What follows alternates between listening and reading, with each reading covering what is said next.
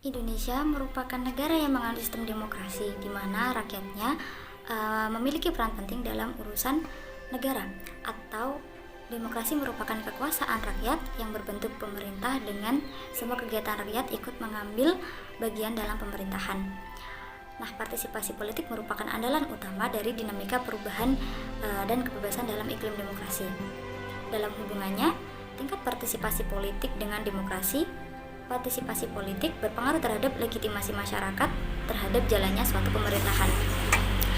Nah, seperti yang tertuang dalam Undang-Undang tahun 1945 pasal 28 yang berbunyi kemerdekaan berserikat dan berkumpul mengeluarkan pikiran dengan lisan dan tulisan dan sebagai ditetapkan undang-undang.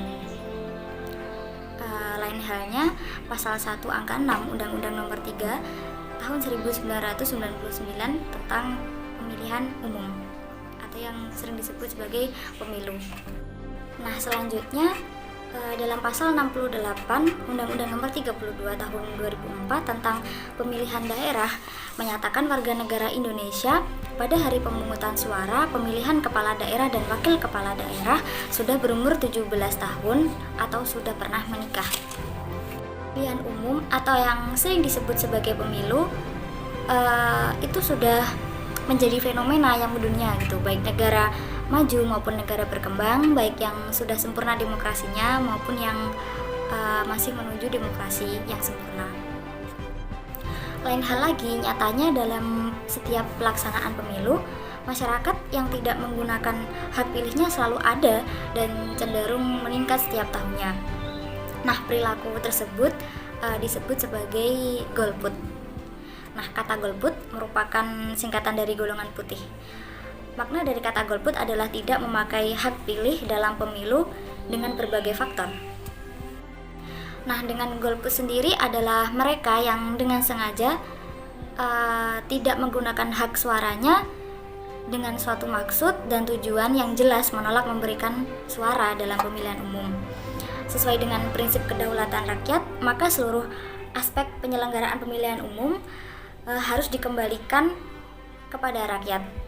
Nah, hal tersebut sudah diatur dalam Undang-Undang tahun 1945 yaitu pada pasal 2 ayat 1 yang menyatakan mengenai bahwa kedaulatan Indonesia berada di tangan rakyat, serta Undang-Undang tahun 1945 pasal 19 ayat 1 tentang kepanitiaan kepemilihan daerah, serta Undang-Undang pasal 28C ayat 1 yang menjelaskan mengenai pemilihan keanggotaan Dewan Perwakilan Rakyat.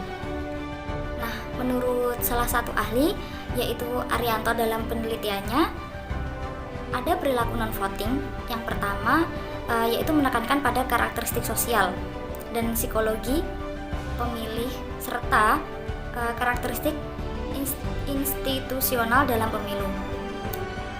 Dan yang kedua, lebih menekankan kepada harapan pemilih tentang keuntungan dan kerugian atas keputusan mereka untuk hadir atau tidak hadir dalam pemilihan umum atau sering disebut sebagai pemilu. Di lain sisi, golput sendiri juga dimaknai sebagai perilaku apatisme jenuh dengan tema-tema pemilihan. Nah, kejenuhan tersebut disebabkan oleh suatu kondisi psikologis masyarakat yang hampir setiap tahunnya mengalami pemilu, baik itu pilgub, pilkada, dan pilkades.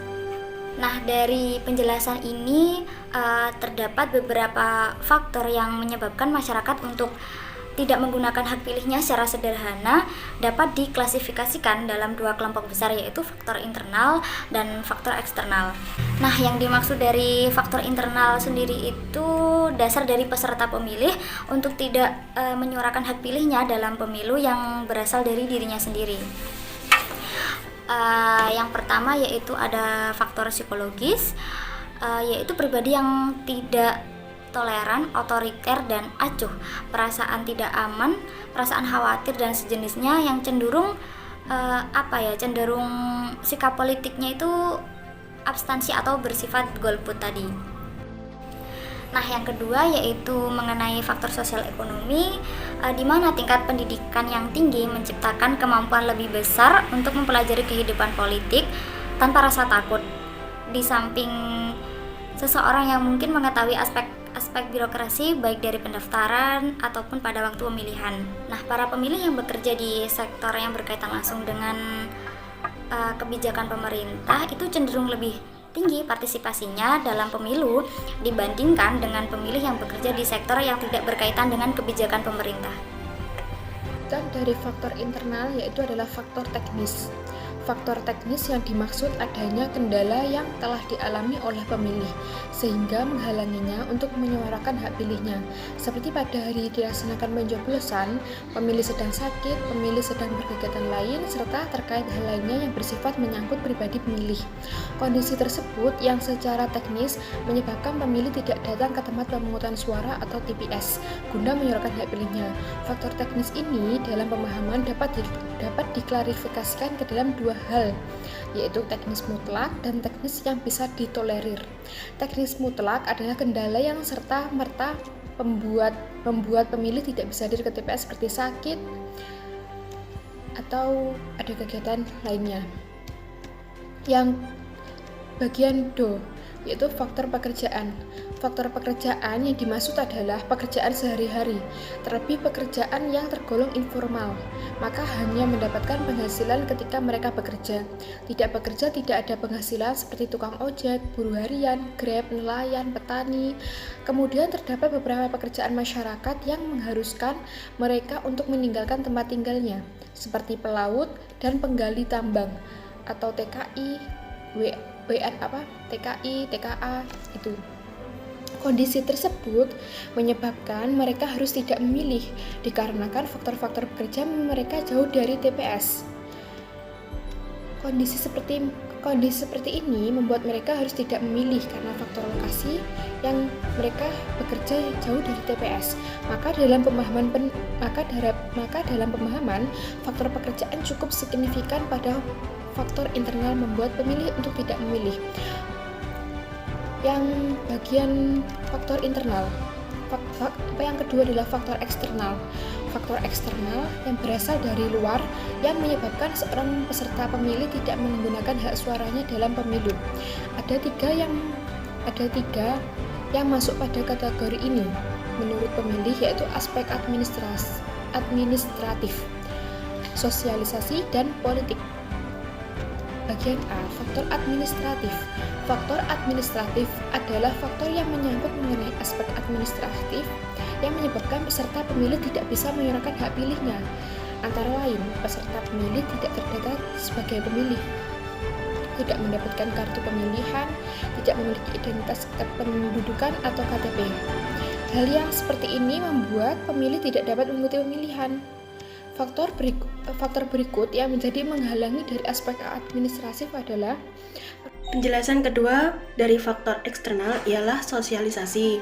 Sosialisasi atau persebarluasan informasi mengenai pelaksanaan pemilu di Indonesia dilakukan dalam rangka meminimalisir golput. Hal ini disebabkan integritas pemilu di Indonesia cukup tinggi, mulai dari memilih kepala desa, bupati atau wali kota, gubernur, pemilu legislatif, dan pemilu presiden. Hal ini belum dimasukkan pemilihan yang lebih kecil RT atau RW.